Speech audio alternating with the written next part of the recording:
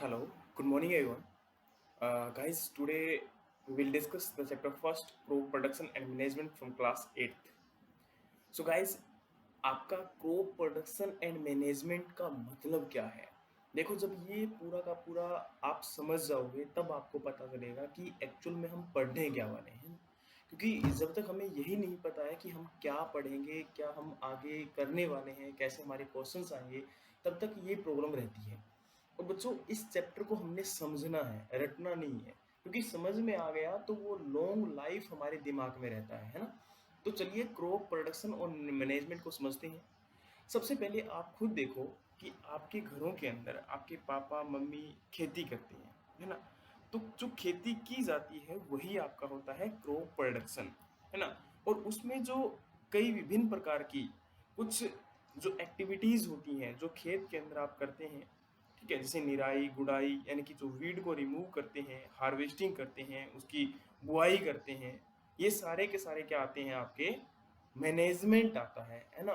कि उसको जब मैनेजमेंट किया जाता है तो उसमें ये जो आपके ऑपरेशंस होते हैं, है ना, इन ऑपरेशंस को कैसे मैनेज किया जाए कि एक के बाद दूसरा ऑपरेशन आपका हेल्ड किया जाए, है ना। तो देखिए, जब हम बात करते हैं एग्रीकल्चर के रिगार्डिंग, तो आपको पता होगा आज देश के अंदर या फिर वर्ल्ड के अंदर सबसे पहले और सबसे इम्पोर्टेंट ये है कि फूड सभी को मिलना चाहिए, है ना। भोजन आता कहाँ से है? कृषि से आता है, खेती से आता है ना। और आपने एक फार्मर को, किसान को, आपके पापा अगर किसान है ना, आपकी मम्मी किसान है, आपके दादा किसान है, तो आपने उनको देखा होगा खेत के अंदर बहुत सारे काम करते हुए और बहुत सारे जो आपके टूल होते हैं उनको यूज करते हुए। तो देखो, यहाँ पर सबसे पहले पहेली एंड बूझो, ये देखो जस्ट एक आपको इमेजिनरी दो पर्सन दिए गए हैं, दो आपको बच्चे दिए गए हैं जो आपस में एक दूसरे से क्वेश्चन पूछते हैं और आंसर देते हैं। तो ये किस लिए दिए गए हैं? ये इसीलिए है कि आप जब भी फ्री बैठे हों तो क्लास के अंदर आपको इस प्रकार के क्वेश्चंस जो है आपस में बच्चों से पूछने चाहिए। वही बात यहाँ पर की गई है कि पहेली और वो जो बूझो हैं, ये अपने अंकल के घर गए, है ना।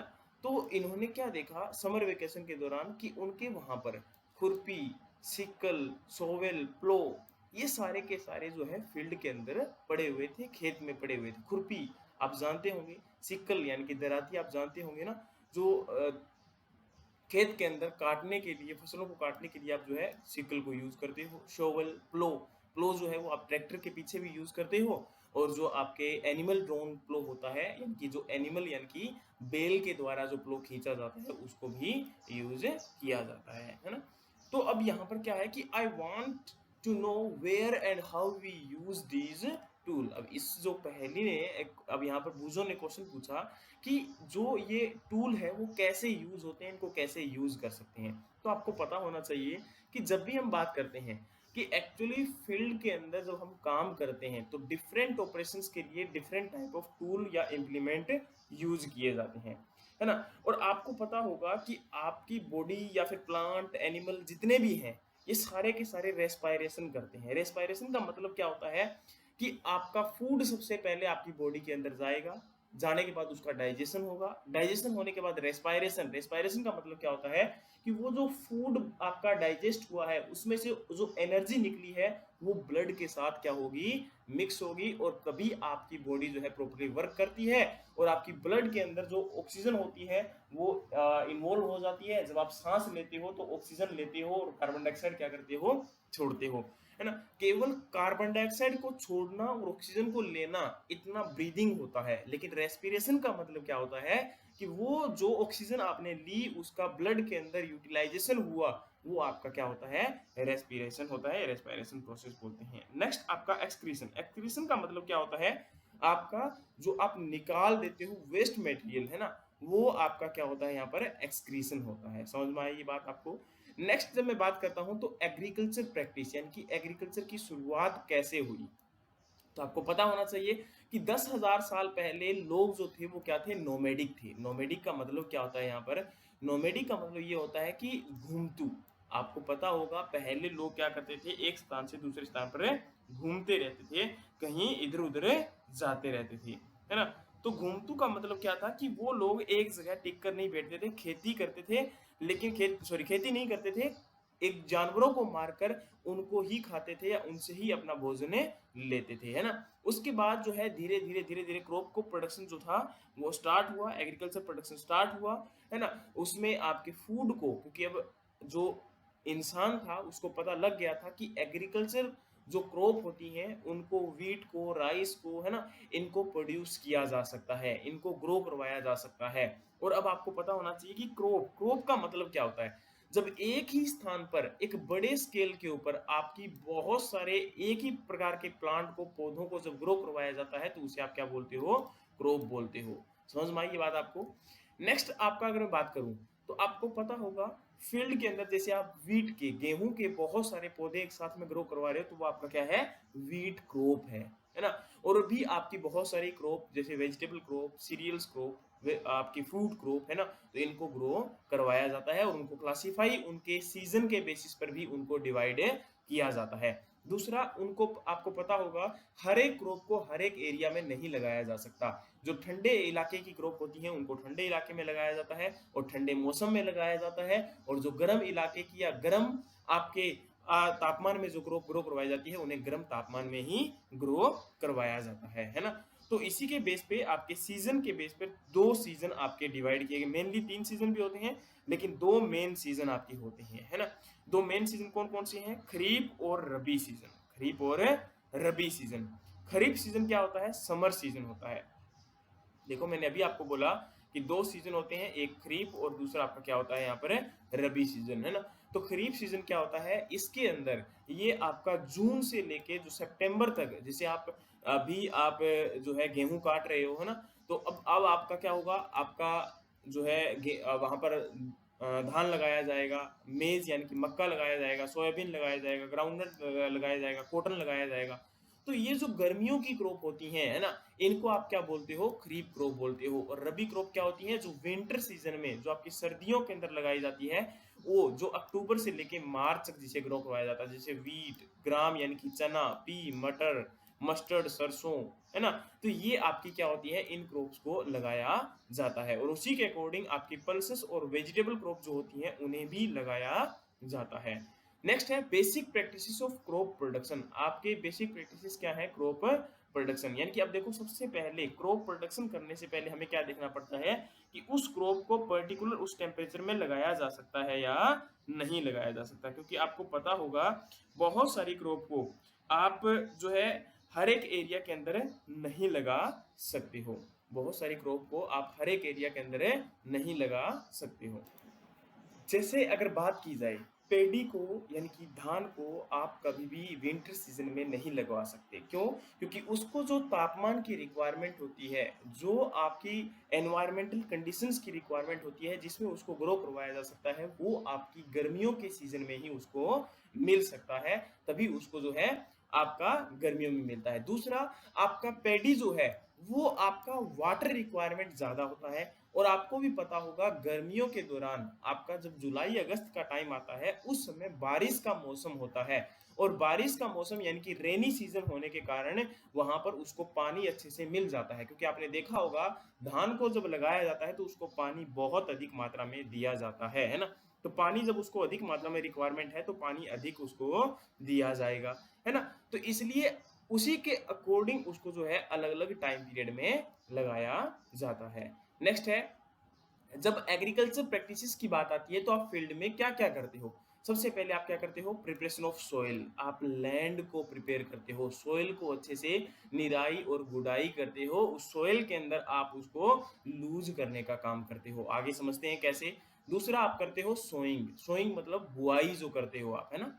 तीसरा आपका है एडिंग मैन्योर्स एंड फर्टिलाइजर। आपको पता होगा मैन्योर और फर्टिलाइजर यानी कि खाद, और जो आपके फील्ड के अंदर आप बहुत सारे एक्स्ट्रा न्यूट्रिएंट यानी कि डीएपी की फॉर्म में, यूरिया की फॉर्म में आप अप्लाई करते हो। चौथा आपका इरिगेशन। इरिगेशन यानी कि सिंचाई।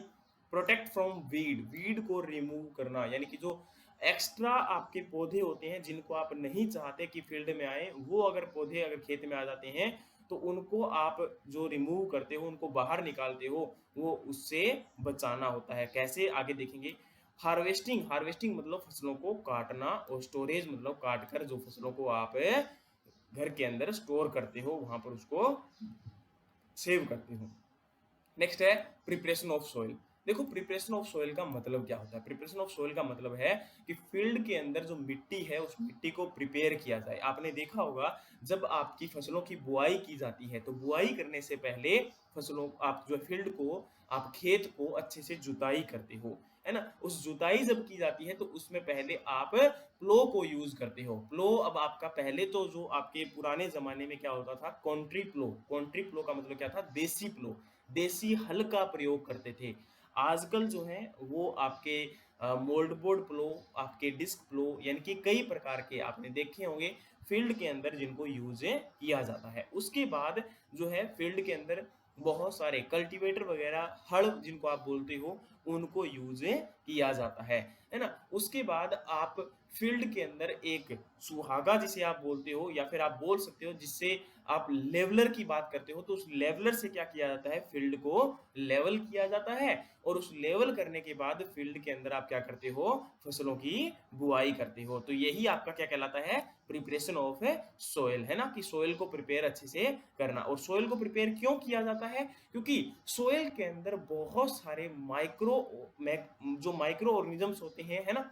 उनको प्रॉपर सोइल के अंदर वर्क करने के लिए, दूसरा मिट्टी को पलटने के लिए, तीसरा आप सोइल के अंदर आपके जो पिछली फसल के प्लांट का रेजिड्यू यानी कि पिछली फसल का जो फसल का कचरा बच गया था उस कचरे को सोइल के अंदर मिक्स करने के लिए आप क्या करते हो? सोइल की जो है प्रिपरेशन करते हो, सोइल की बुआई करते हो।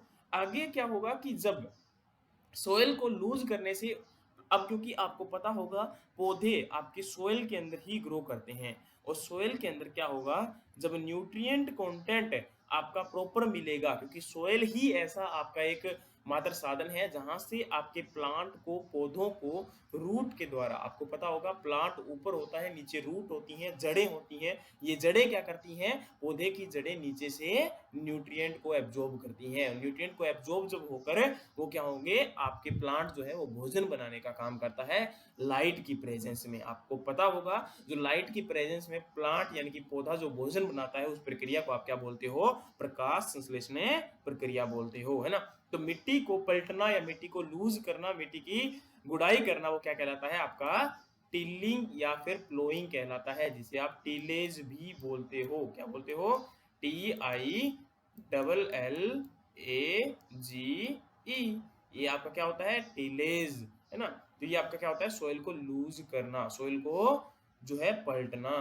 अगला है एग्रीकल्चर इंप्लीमेंट। एग्रीकल्चर इंप्लीमेंट का मतलब क्या है कि आप फील्ड में किन किन इंप्लीमेंट को, कौन कौन से साधनों को यूज करते होंगे। अब आपने देखा होगा ये देसी प्लो है जो कि पहले आपका बेलों के साथ इसको यूज किया जाता था। ये आपका क्या होता था? प्लो। और आजकल जो है वो आपके बहुत सारे अलग प्रकार की प्लो चल पड़े हैं, अभी आपके नीचे देखेंगे इमेजेस को। अगला है आपका होए। होए का मतलब क्या होता है? ये भी एक प्रकार का इंप्लीमेंट होता है, ये आप नीचे इमेज देख सकते हो। ये जो है वो ये क्या कहलाता है? आपका होए कहलाता है। इसमें क्या है कि आपका पूरा का पूरा ये जो है यहाँ से लेके यहाँ तक वुड का बना होता है और नीचे ये किसका है? लोहे का बना होता है। अगला है कल्टीवेटर। कल्टीवेटर जो है वो आपका, ये देखो ट्रैक्टर के पीछे आपने देखे होंगे इस प्रकार के हल को यूज करते हुए, वो आपके क्या होते हैं? कल्टीवेटर होते हैं। क्योंकि अब आपको पता होगा पहले बैलों से जुताई करने में बहुत ज्यादा समय लगता था, लेकिन आज ट्रैक्टर से हम बुआई करके क्या करते हैं? अपने समय की और लेबर की बचत कर लेते हैं। अगला है सोइंग। सोइंग मतलब बुआई। अब देखो जब बुआई की जाती है तो अब आपको यहाँ पर देखो पहली ने एक क्वेश्चन पूछा हुआ है कि one day I saw my mother put some gram seed in a vessel and pour some water on them. After a few minutes, some seed started to float on a top. I wonder why some seed float on water. अब देखो बच्चों यहाँ पर क्या है कि आपकी seed की जब बुआई की गई तो देखा गया कि इसके अंदर बुआई करते समय हमें अच्छे बीजों का चुनाव करना चाहिए। अब अच्छे बीज का मतलब क्या होता है? अच्छे बीज का मतलब यहाँ पर ये होता है जो सीड हेल्दी होते हैं, जो जिनकी क्वालिटी अच्छी होती है ना? अब देखो इसे यहाँ पर क्या बोला, यहाँ पर इसने बोला कि एक दिन मेरी मम्मी ने क्या किया कि कुछ बीज को आपका वेसल के अंदर डाला, एक बर्तन में डाला, उसमें पानी डाला, कुछ मिनटों बाद क्या हुआ कि कुछ बीज ऊपर तैरते हुए आ गए। तो जो तैरते हुए बीज ऊपर आ गए थे वो खराब बीज थे। क्यों बीज थे? क्योंकि वो अंदर से खोखले हो गए थे, और जो अंदर से खोखले हो जाते हैं वो ऊपर तैर जाते हैं पानी के, और जो नीचे आपके बच गए थे वो आपके अच्छे सीड थे, उनकी आप बुआई कर सकते हो, है ना? तो वो आप क्या है, इस प्रकार से बीज का सिलेक्शन कर सकते हो, क्योंकि जब तक बीज अच्छा नहीं होगा तब तक हमारी क्रॉप अच्छी नहीं हो पाएगी, प्रोडक्शन हमारा अच्छा नहीं हो पाएगा, है ना? तो अब आपका है ट्रेडिशनल टूल। ट्रेडिशनल टूल क्या होता था? आपने देखा होगा, आपके बैलों के पीछे एक हल को इस प्रकार से यूज किया जाता था, और उसके पास एक फनल लगी रहती थी। ये फनल में क्या करते थे? बीज को डालते जाते थे, और वहां पर क्या होता जाता था, आपका जो है बीज इसके पीछे पीछे बुआई करते जाते थे। आगे आपके है सीड ड्रिल। आजकल जो है सीड ड्रिल को यूज किया जाता है, ये ट्रैक्टर के पीछे एक इम्प्लीमेंट होता है। इसको यूज करते हुए जल्दी से आप क्या करते हो, फील्ड के अंदर बुआई कर देते हो, है ना? तो ये आपका क्या होता है, कहीं ना कहीं फील्ड के अंदर डायरेक्टली बुआई कर दी जाती है। लेकिन अब आगे क्या है, there is a nursery near my school. I found that little plants were kept in small bags. Why are they kept like this? Seed of few plants, such a paddy, are first grown in nursery. When they grow into seedling, they are transplanted to the field manually. Some forest plant and flowering plants are grown in the nursery. देखो यहाँ पर क्या बोला गया कि nursery के अंदर मैंने देखा कि एक स्कूल के जो है, मेरे स्कूल के पास पौधे लगे हुए थे, उसके बाद उनको जो है अलग फील्ड में लगाया गया। इसका रीजन ये था कि कुछ पौधों को शुरुआती दिनों में आपकी बहुत ज्यादा केयर की रिक्वायरमेंट होती है, इसलिए उनकी नर्सरी लगाई जाती है। जैसे आपने देखा होगा, धान के पौधों की पहले क्या लगाई जाती है, नर्सरी लगाई जाती है, और फिर उनको फील्ड के अंदर क्या कर दिया जाता है, ट्रांसप्लांट कर दिया जाता है ना? और ऐसे ही बहुत सारे पौधों की जो है आपने देखा होगा, नर्सरी से पौधे लाकर हमने लगाते हैं। आगे है adding manures and fertiliser. Adding manures and fertiliser. अब आपका मैन्योर्स और फर्टिलाइजर, यानी कि मैन्योर का मतलब क्या होता है, खाद, और फर्टिलाइजर क्या होते हैं, आपके जो केमिकल से प्रिपेयर किए जाते हैं वो फर्टिलाइजर्स होते हैं। उर्वरक जिनको आप बोलते हो, खाद और उर्वरक, है ना? उर्वरक क्या होते हैं, ये आपके केमिकली प्रिपेयर किए जाते हैं। और मैन्योर क्या होते हैं, मैन्योर आपकी जो है, जो आप फार्म यार्ड मैन्योर, जो गाय और जो पशुओं का जो गोबर होता है, वो गोबर से जो खाद बनती है उसे आप मैन्योर बोलते हो। और जो आपकी वर्मी कंपोस्ट, यानी कि जो केंचुए की खाद होती है, उसे आप वर्मी कंपोस्ट बोलते हो, है ना? और फर्टिलाइजर क्या होते हैं, ये केमिकल प्रिपेयर होते हैं, आपके केमिकल से जो है आपका कहीं कहीं आपकी फैक्ट्रीज में इनको प्रिपेयर किया जाता है, और इनको फील्ड के अंदर डाला जाता है, क्योंकि इनसे न्यूट्रिएंट जल्दी मिलते हैं, है ना? जैसे कि आपकी DAP, di ammonium phosphate, urea, है ना, एसएसपी, सिंगल सुपर फॉस्फेट। आपके घर में पूछना कि आपके घर के अंदर कौन कौन से उर्वरकों को यूज किया जाता है।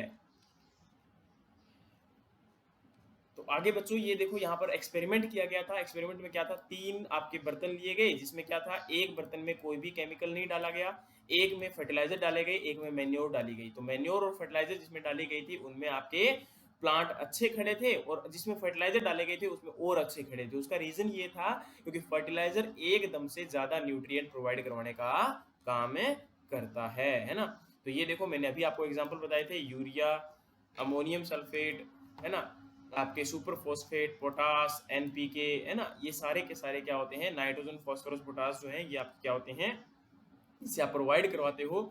लेकिन आपको पता होना चाहिए, फर्टिलाइजर जो हैं वो पोल्यूशन का कारण भी करते हैं, ये सोयल को भी पोल्यूट करते हैं, और इससे सोयल की खुद की जो उर्वरक क्षमता होती है वो क्या हो जाती है, कम हो जाती है। क्या हो जाती है, कम हो जाती है ना?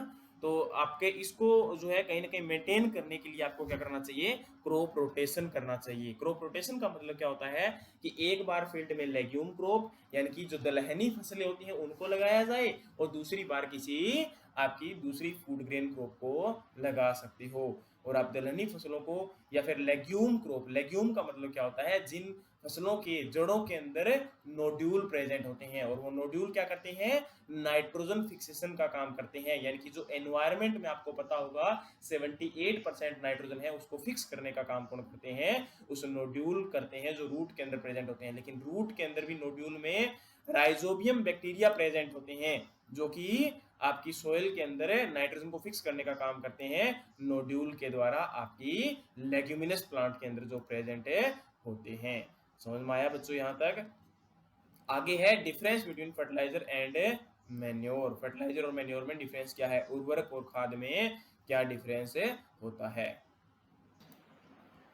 तो मैन्योर होते हैं जो कि आप कैटल डंग को, यानी कि जो गाय और भैंस का गोबर होता है उसको, प्लांट के रेजिड्यू यानी कि जो कचरा होता है फसलों का उसको, उनको जब आप डिकम्पोज करते हो, उनके डिकम्पोजिशन से जो नेचुरल मटेरियल हमारे पास ऑब्टेन होता है उसे आप क्या बोलते हो, मैन्योर्स बोलते हो। और मैन्योर्स को आप फील्ड में प्रिपेयर कर सकते हो। इसको जब फील्ड में डालते हैं तो ह्यूमस मिलता है। ह्यूमस का मतलब क्या होता है एक्चुअल के अंदर, आपने देखा होगा जब ये कचरा गल जाता है तो आपका कहीं ना कहीं उसमें क्या होता है, सोइल के अंदर आपका थोड़ा बहुत वाटर का कंटेंट, जो ये आपका कभी कहीं का आपने देखा होगा, ये जो गीला गीला आपका जो मैटर होता है वो आपका क्या कहलाता है, ह्यूमस कहलाता है ना। ये जो कचरा गलने के बाद जो मैटर मिलता है वो हमारा क्या होता है, ह्यूमस होता है। और मैन्योर्स में वैसे जो न्यूट्रिएंट कंटेंट होता है वो कम होता है। इसीलिए हमें क्या करना पड़ता है, फर्टिलाइजर्स को अप्लाई करना पड़ता है। और ये फर्टिलाइजर्स क्या होते हैं, ये मैन मेड इनऑर्गेनिक सॉल्ट होते हैं जो कि फैक्ट्रियों के अंदर क्या किया जाता है, इनको बनाया जाता है। और इनके अंदर कोई भी ह्यूमस प्रेजेंट नहीं होती, यानी कि इनसे फील्ड को ह्यूमस कुछ भी नहीं मिलता। और फर्टिलाइजर्स के अंदर जो न्यूट्रिएंट कंटेंट होते हैं वो आपके क्या होते हैं, ज्यादा होते हैं, है ना। इसीलिए हमें क्या करता है, मजबूरीवश जो है फर्टिलाइजर्स को अप्लाई करवाना पड़ता है ना। लेकिन हम जब मैन्योर्स को डालते हैं सोइल में फर्टिलाइजर्स के बजाय, तो वो क्या करते हैं, सोइल के अंदर वाटर होल्डिंग कैपेसिटी को इंक्रीज करते हैं, है ना। दूसरा, सोइल के अंदर क्या करेंगे, जो आपका सोइल के अंदर एरेबल कंडीशन होती है, सोइल के अंदर एरेबल कंडीशन का मतलब क्या होता है कि सोइल के अंदर गैस का एक्सचेंज बढ़ा देते हैं और नंबर ऑफ माइक्रो ऑर्गेनिज्म जो है उनको क्या कर देते हैं, इंक्रीज कर देते हैं, है ना। जिससे क्या होता है, सोइल का टेक्सचर इंप्रूव हो जाता है। अगला हमारा पॉइंट है इरिगेशन। इरिगेशन का मतलब क्या होता है, सिंचाई। सिंचाई आपको पता होगा, आपके पौधे जो हैं उनमें 90% भाग आपका क्या होता है, पानी होता है ना। तो उनको पानी की रिक्वायरमेंट होती है शुरू से लेके, जर्मिनेशन से लेके उसको जब तक प्लांट मरता नहीं तब तक उसको पानी की रिक्वायरमेंट होती है। बिना पानी के पौधा अपना भोजन नहीं बना सकता, बिना पानी के पौधा अपना भोजन नहीं बना सकता। और जो आप आर्टिफिशियली देखो, कभी भी सिंचाई जो है आपको पता होना चाहिए, जो बारिश आती है वो भी कभी सिंचाई नहीं होती है। सिंचाई क्या होती है, जब आप आर्टिफिशियली, आर्टिफिशियली का मतलब होता है जब मैन खुद अपनी मेहनत करके कुओं के द्वारा या नहरों के द्वारा कोई आपका फील्ड को पानी देता है, आपके फसलों को पानी देता है, सप्लाई करता है वाटर की, उसे आप क्या बोलते हो, इरिगेशन बोलते हो। और ये इरिगेशन जो है अलग अलग क्रॉप के ऊपर डिपेंड करता है कि किसको कितना देना है। आपको पता होगा कुछ पौधे जैसे कि आपका राइस, उसको पानी ज्यादा मात्रा में चाहिए, लेकिन अगर हम बाकी पौधों की बात करते हैं, दे रिक्वायर लेस वाटर, है ना। तो plant to plant it will be very, है ना, कि प्लांट टू प्लांट ये क्या करेगा, वेरी करेगा अलग अलग। और सोर्स ऑफ इरिगेशन क्या हो सकता है, आपके कुएं हो सकते हैं, है ना, आपके ट्यूबवेल्स हो सकते हैं, आपके पोंड यानी कि जो तालाब बनाए होते हैं, आपके झीलें हो सकती हैं, आपकी जो नदियां, डैम मतलब बांध होते हैं, और कैनाल्स मतलब क्या होती हैं, नहरें होती हैं, है ना। ये आपके क्या हैं, सोर्स हैं। और ट्रेडिशनल मेथड क्या थे इरिगेशन के, ट्रेडिशनल मेथड का मतलब है कि पुराने समय में आप सिंचाई कैसे करते थे। तो आपको पता होगा कि पुराने समय के अंदर कुओं से पानी निकालते थे, कभी मोट के द्वारा, कभी चैन पंप के द्वारा, है ना। ये जो है आपका मोट होता था, ये आपका जो है चैन पंप होती थी, ये आपका ढेकली होता था, ये आपका जो जैसे बैल इसके चारों ओर घूमता था वो आपका राहट कहलाता था, है ना। इनके द्वारा क्या होती थी, पुराने समय में सिंचाई की जाती थी। लेकिन आजकल इन सिंचाई के साधनों को यूज नहीं किया जाता। आजकल जो है मॉडर्न मेथड यूज किए जाते हैं। मॉडर्न मेथड में आपने देखा होगा स्प्रिंकलर सिस्टम। स्प्रिंकलर सिस्टम में क्या होता है, फुहारा सिंचाई होती है। इसमें फवारे लगे होते हैं जो कि फील्ड को क्या करते हैं, सिंचाई करने का काम किया जाता है ना। दूसरा आपने देखा होगा ड्रिपर। ड्रिपर का मतलब क्या होता है, बूंद सिंचाई। ड्रिपर सिंचाई जो है वो आपकी क्या होती है, एक एक बूंद आपके पौधे की जड़ों के अंदर क्या होता जाता है, डालते जाते हैं। इससे क्या होता है, पौधों को आपका लगातार पानी मिलता रहता है। ये देखिए हर एक पौधे को इक्वली आपका एक एक बूंद जो है पानी उसको मिलता रहता है, और यही आपका क्या होता है, ड्रिप इरिगेशन सिस्टम होता है। अगला आपका है protection from weed. Protection from weed का मतलब क्या है?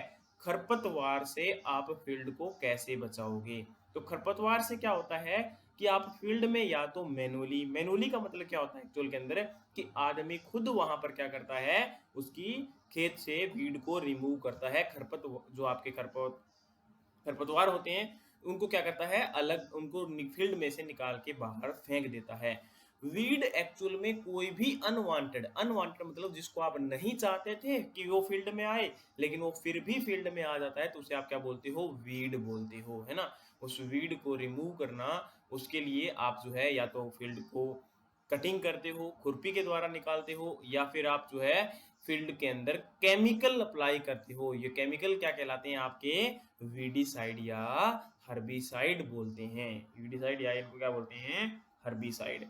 जैसे कि 2,4-D, स्टॉम्प एक्स्ट्रा, आपने दवाइयों के नाम सुने होंगे आजकल। तो इनको यूज करते हुए हम क्या करते हैं? फील्ड में से खरपतवारों को निकालने का काम करते हैं। नेक्स्ट आपका है हार्वेस्टिंग। हार्वेस्टिंग का मतलब होता है फसलों की कटाई, है ना। तो जब फसलें पक जाती हैं तो फसलों को काटा जाता है, उनको घर लाया जाता है।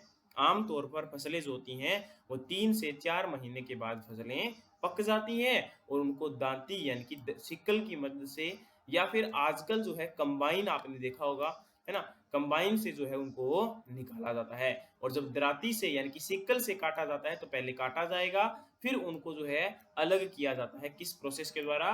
थ्रेसिंग प्रोसेस के द्वारा। आपने देखा होगा थ्रेसर मशीन को यूज किया जाता है और उसको अलग किया जाता है, या फिर आप कंबाइन के द्वारा भी आजकल जो है थ्रेसिंग हार्वेस्टिंग इकट्ठी ही कर सकते हो। दोनों काम एक साथ में ही कर सकते हो, उसमें आपके मैनुअल की यानी कि आदमियों की रिक्वायरमेंट नहीं होती। और आपका हार्वेस्टिंग फेस्टिवल कौन सा होता है? आपने सुना होगा कि आपके यहाँ पर जो जब गेहूं की कटाई होती है तो बैसाखी होली जो होते हैं आपके क्या होते हैं? हार्वेस्टिंग सीजन होते हैं, और हार्वेस्टिंग जो है आपके फेस्टिवल होते हैं। लेकिन जब बात करते हैं आपके खरीफ सीजन के दौरान, तो खरीफ सीजन के दौरान जब उनकी कटाई होती है तो उस समय दिवाली जो है आपका क्या होता है? एक प्रकार का हार्वेस्टिंग फेस्टिवल होता है। उसके बाद है स्टोरेज। स्टोरेज के अंदर क्या है कि आप जब फसलों को स्टोर करते हो, तो स्टोर करोगे तो उस समय क्या होता है? फसलों को आप स्टोर करने से पहले विनोइंग करते हो। विनोइंग का मतलब क्या होता है? छानना होता है। आपने देखा होगा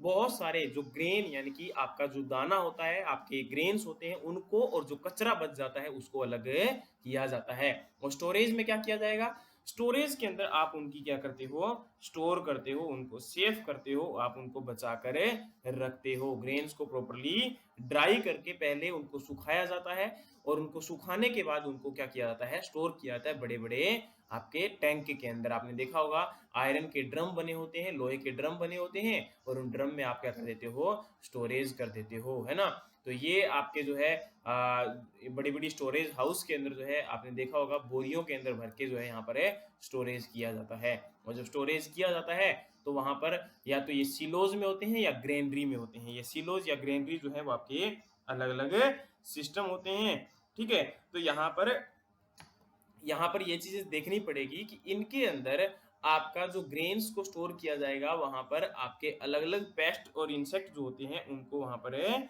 बचाया जाता है ना। तो ये चीज समझो आप। और वहां पर केमिकल को भी अप्लाई किया जाता है। अगला आपका है कि फूड फ्रॉम एनिमल। तो एनिमल से आपको क्या क्या जो है फूड मिलते हैं? मिल्क जो है आपको पता होगा, काऊ से, बफेलो से, शीप से, गोट से, है ना, इनसे आपको मिल्क मिलता है। उसके बाद आप जो मीट है, मीट भी अलग अलग जो है उनसे मिलता है एनिमल से। आप और क्या क्या जो है एनिमल से कंज्यूम करते हो, इसको आपका एक टेबल बनाना है और उसे आप लिखना है। और याद रखना, पशुओं का पालन यानी कि पशुओं को अगर बड़े लेवल पर अगर पाला जाता है तो उसे आप क्या बोलते हो?